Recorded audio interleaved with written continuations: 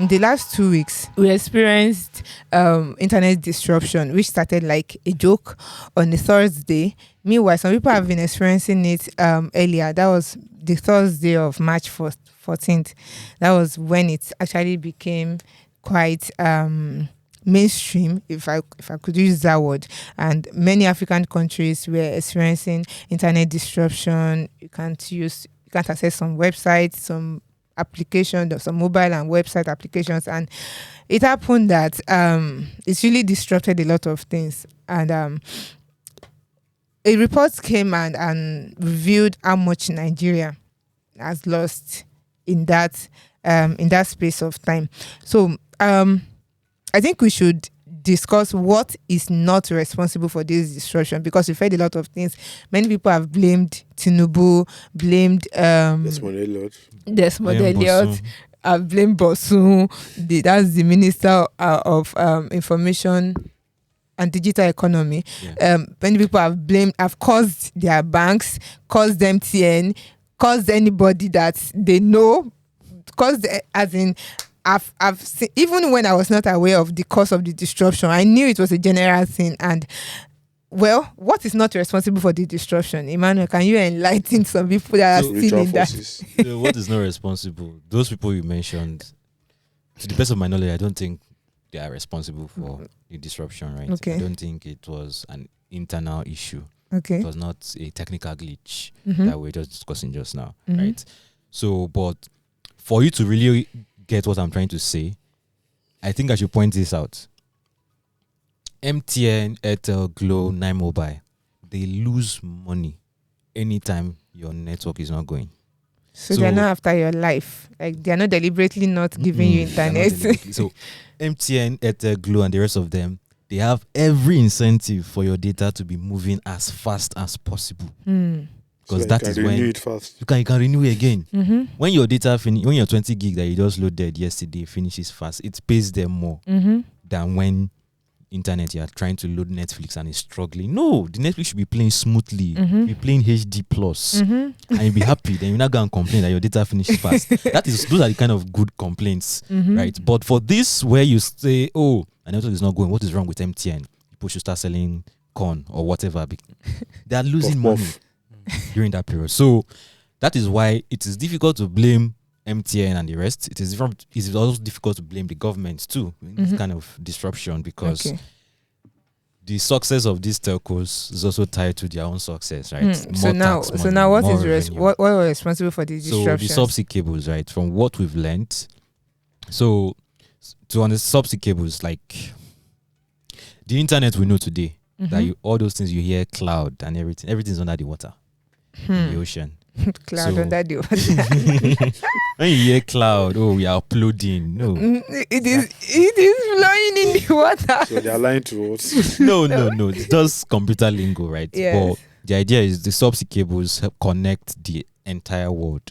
So think of the internet as a network of computers. So if you connect Chingozerim's laptop to your laptop now, and you can now share information between these two laptops. That is like an oversimplified sample of what we call the internet. Okay. Or in this case, you can call it intranet, so because it's just the two of you, right? So subsea cables, they are on the ocean. They lay them on the ocean bed. Then when it gets to the shore, they bury them under the sand. So if there's any major construction going on close to the shore, it could affect the subsea cables because it's shallow. On the deep part of the ocean, many other things could be in geography they call them seismic shifts or earth tremors. So if there's anything going on the ground, it could affect the cables. Okay. If a ship sinks and is scraping along the ocean floor, it could affect the cables. Yeah. So those are yeah. Ignore that. Please remove that from this conversation. Please go on. So those are most likely going to. So to the best of my knowledge, I don't think anything happened close to the shores in the West African coast. But I think there were some major earth tremors or shifts or whatever, or maybe floating debris or sinking debris rather affected the cables. But on the other side of the continent, the eastern parts, the Middle Eastern side, I think I've seen ties to the conflict in the Middle East with the Red Sea and all of that. So I hear they've been cutting cables around that site too. So yeah, it's an international incident, and it's I guess you have more questions for me. Yes. So there, I don't know whether there are conspiracy theories, but there are some parts of media reporting that it might be a terrorist attack. To be honest, it's unlikely. But I can't really speak to that, especially for the western coast. You could make an argument for the Middle Eastern side, but I'm not sure about the one that happened with West Africa. So I know they are on opposite ends of the continent. So you can't really. The chances that they happened around the same time. Yeah. It happened around the same time. But all these cables are also connected to each other. So for instance, one cable connects to Asia. Mm-hmm. So you can add whatever 2 and 2 you want to add, but I can't. It's not in my mouth. You will hear that it's terrorist attack.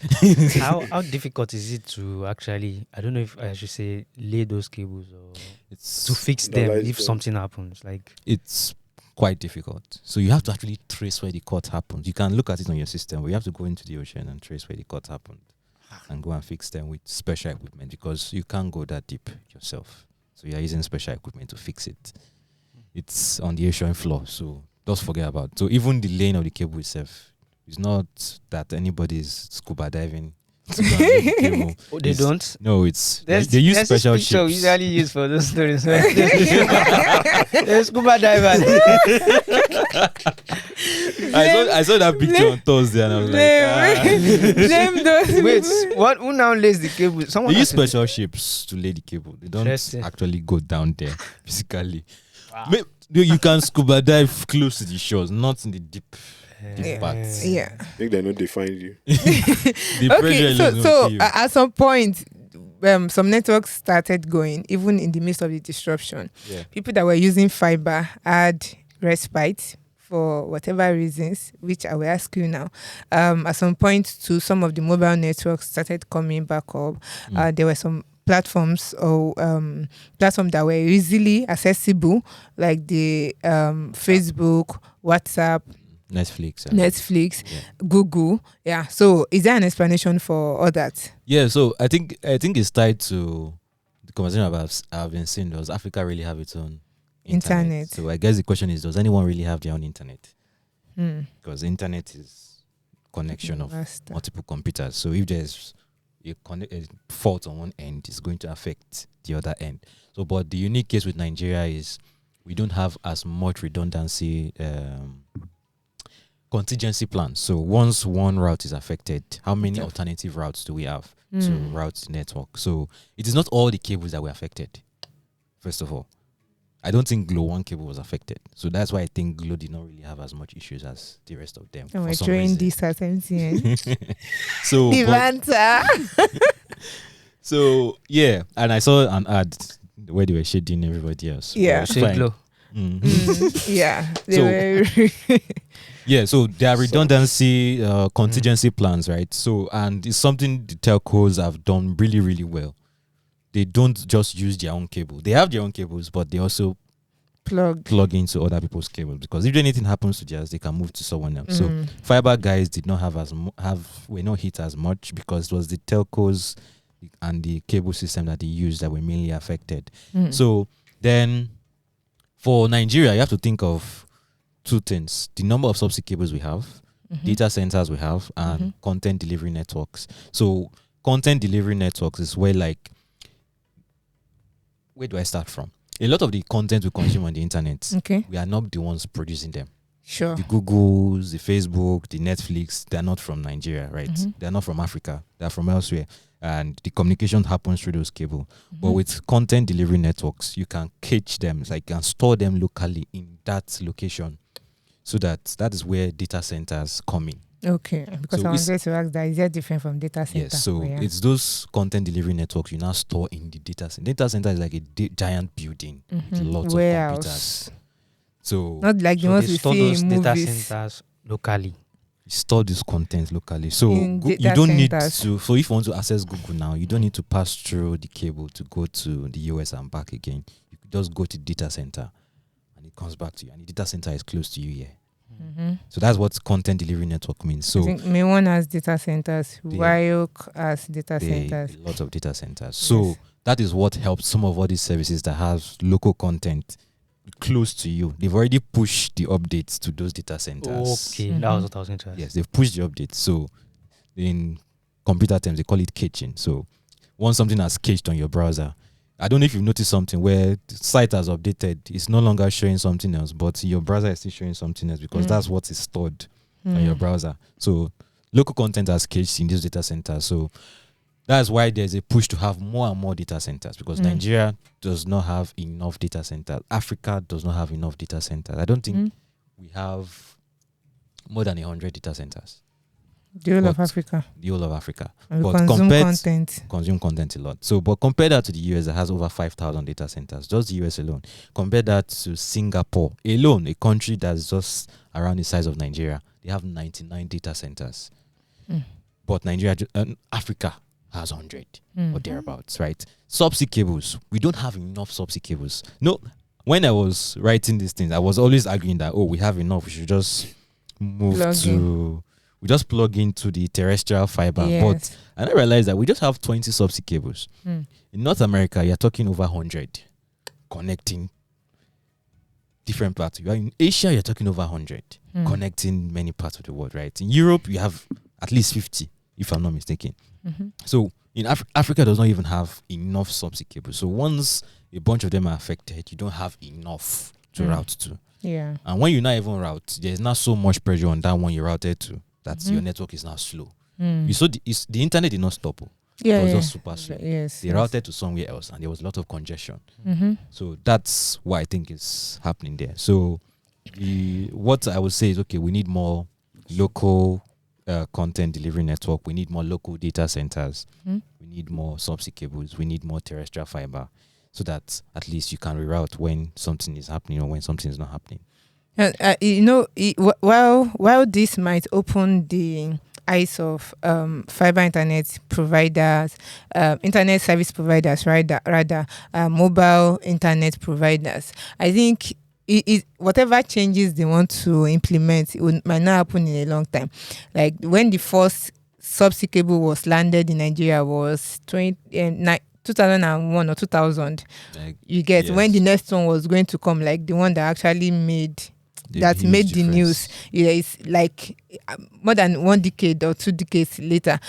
So I think the speed with which these things happen is far spaced, and if we say we want to prevent this kind of thing from happening again, maybe we are counting another 1 decade, 2 decades to be able to prevent. I don't know. Can I disagree? Okay. I would say in the recent years we've been having more and more cables in short span. So Facebook came with To Africa. Okay. It's not Google came with Equiano. Equiano was not affected by this, by the way. It was working smoothly, right? So if we now have more of that in short space of time. So I think it could happen in short spaces, but the speed of execution is usually slow. But I think this should kind of open the nation's eyes to the possibility of we being shut out from the rest of the world if we don't have this infrastructure in place. You can build your own Instagram and Netflix. we ourselves we not use it. So let's just make peace. So you will use Scroll if Twitter was not available. That's a good. I said we build our own. Was that one not built locally? Please buy Crow. So I'm just trying to say that there's no we can't have beef with global companies being active in our local economy, because we use them and they are mainstream, and if you want to stay connected to every part of the world, these global ones will come true for you. The reason why we don't give alternatives a chance is that we can't give them the benefit of doubt or use them for a long time to see whether they will fill in for what we are giving up. So we don't even give them the grace. So we have to come to peace. We can't give them the grace. Can you, if a new social media platform comes up, will you jump on it? Will you talk about your connectivity with other people? I'm already fatigued. If that's the example you want to use, I'm already fatigued with. But the thing is, yes, we don't give them grace, but the switching cost is also a lot. Why do I have to go from Instagram to Insta or X to Threads when I can always stay where I am? Because really, I'm not performing any serious function here. It's not financial transaction or anything. Even people that are performing financial transactions. No, like I'm talking. So your bank, you can say, oh, okay, this bank always they always have like network downtime. Okay, so I can go. A new one to comes someone. up, I can jump on but it. if it's a social network, you can say, oh, yes, they've been saying I should get off social media. This is the perfect opportunity, and you will leave. But if it's for more critical digital infrastructure, I think we will move. Yeah. Well, yes. I've already seen people do that ever since the dollar cost became higher. Moving from global hosting platforms to by the way, we have an article on that on Techpoint. You can find the link in the description. To listen to the full episode of this podcast, go to podcast.techpoint.africa or click the link in bio, or just click the link shown on your screen right now.